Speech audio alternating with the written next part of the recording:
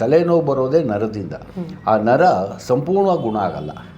ಅರ್ಧಂಬರ್ಧ ನೋವು ಆದರೆ ಮಾರ್ಕೆಟ್ಗೆ ಹೋಗ್ಬೇಕಾದ್ರೆ, ತರಕಾರಿ ತರಬೇಕಾದ್ರೆ ತೊಂದರೆ ಆಗುತ್ತೆ, ಬಿಸಿಲಲ್ಲಿ ಹೋಗಿ ನೋಡಬೇಕಾದ್ರೆ ತೊಂದರೆ ಆಗುತ್ತೆ, ಕಾರ್ ಜರ್ನಿನಲ್ಲಿ ತೊಂದರೆ ಆಗುತ್ತೆ, ಟೂ ವೀಲರ್ಗಳಲ್ಲಿ ತೊಂದರೆ ಆಗ್ತದೆ. ಯಾವುದೇ ರೀಸನ್ ಆಗಿರ್ಬೋದು, ಇಲ್ಲ ಯಾವುದೋ ಗಲಾಟೆಗಳು ಮಾಡಿಕೊಟ್ಟಾಗ ಅಲ್ಲಿ ತಲೆನೋವು ಬರುತ್ತೆ. ಟಿ ವಿ ನೋಡ್ತಾ ಏನಾದರೂ ಟಿ ವಿ ನೋಡಿ, ಟಿ ವಿನಲ್ಲಿ ಅನ್ವಾಂಟೆಡ್ ಸಿನಿಮಾ ನೋಡೋದು, ಇನ್ನೊಂದು ಫೈಟಿಂಗ್ ಸೀನ್ ಎಲ್ಲ ನೋಡೋದು ಮಾಡಿದ್ರೆ ಅದರಲ್ಲೂ ತೊಂದರೆ ಆಗುತ್ತೆ. ಇದೆಲ್ಲ ಏನು ಅಂದರೆ ರಕ್ತನಾಳಗಳಿಗೆ ರಕ್ತ ಚಲನೆ ಕಮ್ಮಿ ಆಗಿದೆ.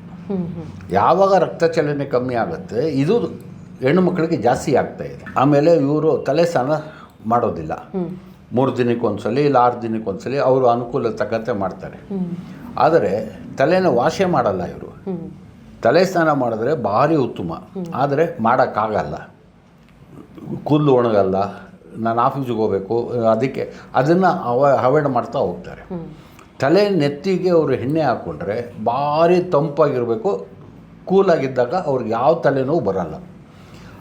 ಅದಕ್ಕೋಸ್ಕರ ನಾನು ಇದನ್ನು ತಯಾರು ಮಾಡಿದ್ದೀನಿ, ಕೇಶವರ್ಧಕ ತೈಲ ಅಂತ. ಈ ತೈಲನ ಹಚ್ಚಿಕೊಂಡ್ರೆ ಮೈಗ್ರೇನ್ ಸಂಪೂರ್ಣವಾಗಿ ಹೊರಟೋಗುತ್ತೆ. 3 ತಿಂಗಳು 6 ತಿಂಗಳಲ್ಲಿ ಕಂಟಿನ್ಯೂಟಿವ್ ಮಾಡಿದ್ರೆ ತೊಂದರೆನೇ ನಿವಾರಣೆ ಆಗುತ್ತೆ.